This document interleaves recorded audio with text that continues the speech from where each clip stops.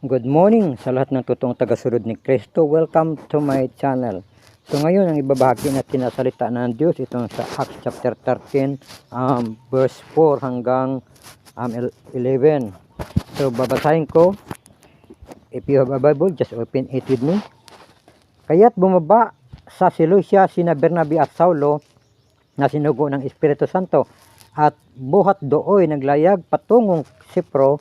Nang dumating sila sa Salamina, ipinahayag nila ang salita ng Diyos sa mga sinagoga ng mga Hudyo roon. Kasama nila si Juan Marcos bilang katulong. 6. Nilibot nila ang buong pulo hanggang sa Paphos. Natagpuan nila roon ang isang salamangkirong Hudyo na nagpapanggap na propeta. Barisus ang kanyang pangalan. Siya'y kasama ni Gobernador Sergio Paulo, isang lalaking matalino. Ipinatawag ng gobernador sina Bernabe at Saulo sapagkat ibig niyang mapakinggan ang salita ng Diyos. Ngunit sinalansang sila ng salamangkirong si Elimas. Ito ang kanyang pangalan sa wikang Grego. Upang huwag sumampalataya ang gobernador, napuspos ng Espiritu Santo si Saulo na tinawag ding Pablo. Tiningnan niya si Elimas at sinabi ang ganito, ikaw ay anak ng dyablo, kaaway ka ng lahat ng mabuti, tigib ka ng pagdaraya at kasamaan.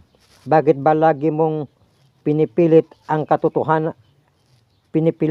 katotohanan tungkol sa Panginoon? Ngayon paparusahan ka niya, mabubulag ka ng matagal. Pagdakay nakaramdam si Elimas ng walang waring tinakpan ng maitim na ulap ang kanyang mga mata. At siya'y nag-apuhap ng aakay sa kanya. So, bibigyan natin ito ng tema kasi may mga preacher na nagbibigay ng tema. So, bibigyan din natin ito ng tema, why we need the power of the Holy Spirit. So kailangan talaga natin ito. We need to be filled with the Holy Spirit because in this time kung hindi ako magkakamali or ito tsansa ko lang, we are in the time of lawlessness spirit. So kumikilos na talaga itong lawlessness spirit. So di ko alam kung we are entering in the lesser tribulation or not. But nakita natin ang mga sign kung ano mang nangyayari sa mundo. Hindi lang tayo sa Pilipinas ang pinipersecute. Ang talagang pinipersecute ngayon itong KUGC.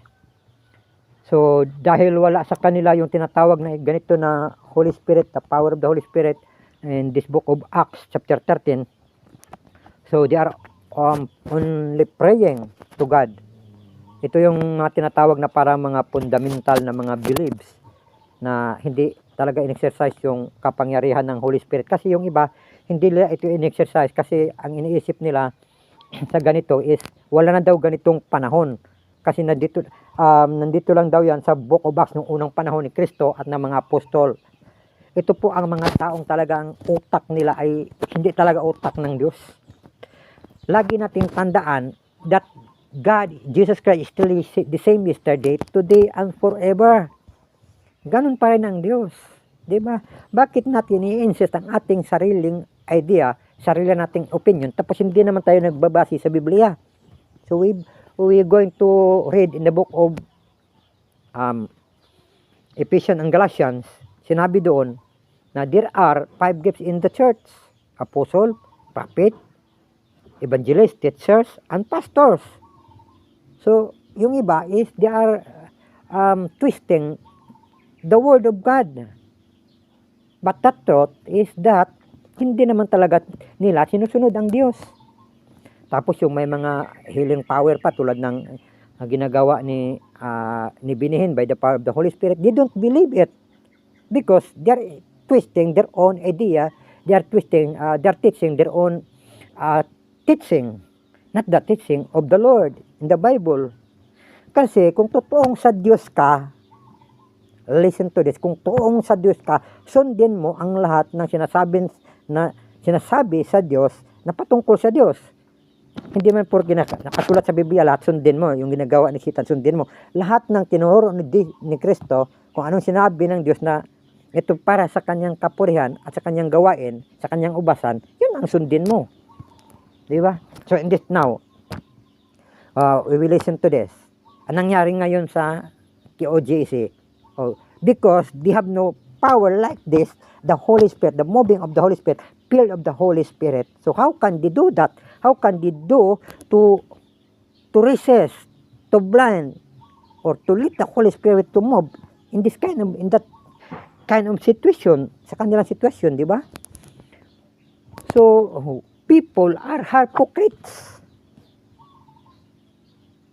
I hope that soon, all of their churches will go like that para malaman nila kung kaya ba nilang depensahan ang kanilang mga sarili. Kasi merong mga tao na ang nangyari ngayon sa KOJC is parang parang kasalanan pa ng KOJC, kasalanan pa ng mga tao. They are persecuted dahil nga dito na tayo sa time of lawlessness in Book of Thessalonians. Sabi doon, ang espiritu ng lawlessness ay kumikilos na. Hindi nga lang siya masyadong nahahayag dahil meron pang mga tao na pumipigil. So ngayon, medyo nahahayag na talaga ang kanyang gawain. Kasi tingnan nyo naman ngayon sa KOJC. So, what we need today as believers of Christ, true followers of Christ, is this power of the Holy Spirit. So kung there are Christians, called Christians, followers of Christ, but they are not exercising like this, so it's up to them. But tayo, na talagang Pentecostal way of worship, kailangan din dito tayo sa tinatawag na we are be filled with the Holy Spirit. Kasi ito yung ating sandata, if sakaling darating sa persecution natin, kung persecute man tayo, ito yung sandata natin. I will give you an example to this. When I was in General Santos City, the pastors was preaching about the Word of God and I only listen. Tapos may dumating sent by Satan, by the Beelzebub, by Diablo. The pastor can't preach directly because that drunkard people is disturbing him. You know what I did? I rebuked him in a silent way.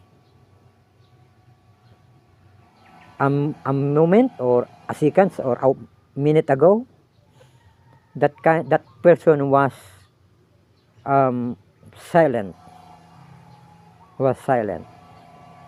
Because I rebuked him in a silent way. Hindi naman lahat sa panahon kailangan mo mag-rebuke na in Jesus name nang malakas. You can rebuke him in a silent way. Because our God, the Holy Spirit, is not dumb. Hindi naman bingi yung ating Diyos. Ang Holy Spirit po hindi bingi. So anytime you can pray even in a silent way. You can rebuke even in a silent way. So ito yung kapangyarihan natin, yung we are be filled with the Holy Spirit. So ngayon kung sa sitwasyon kasi kami na mga grupo before is we are talaga in this kind of faith, this kind of way of preaching, way of because we are always fasting always, we are praying always. Ito yung talaga yung sinusunod namin.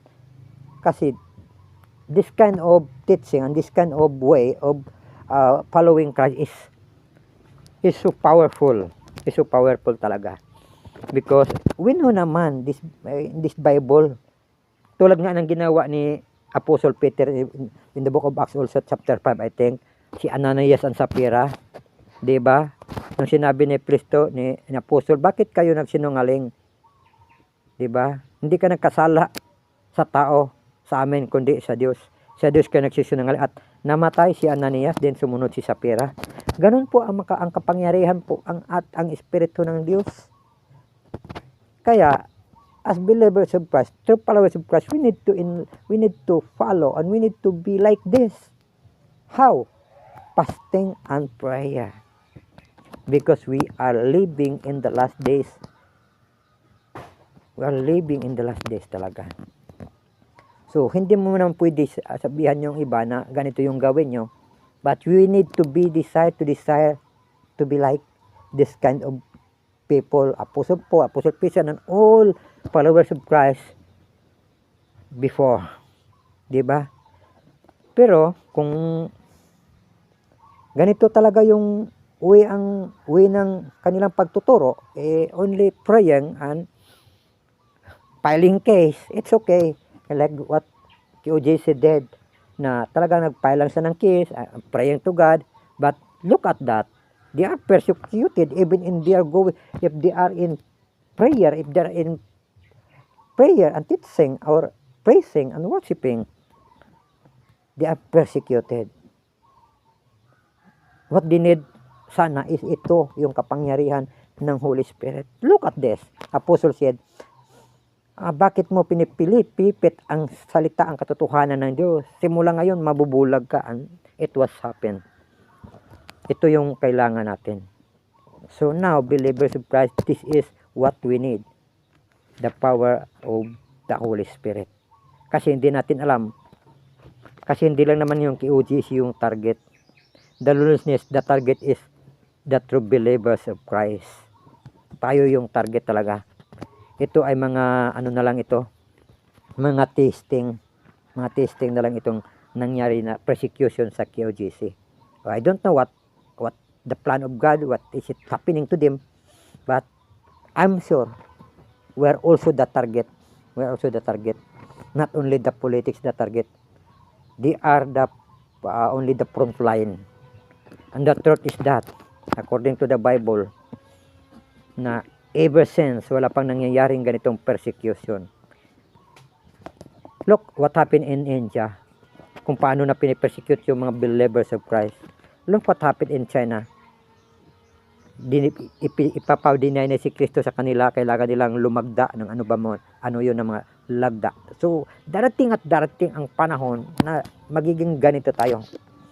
So, if we don't have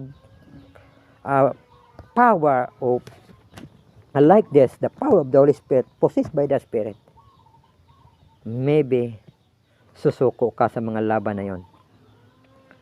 Hoping na believers of Christ do not be bossy in everything.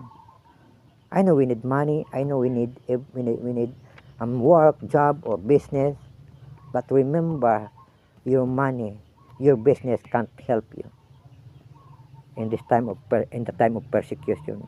You just need give an hour a day to kneel down to God, once a week fasting, so that you have shield in your heart, you have power in your heart, the Holy Spirit, because this is what we needed today. So good morning, and God bless.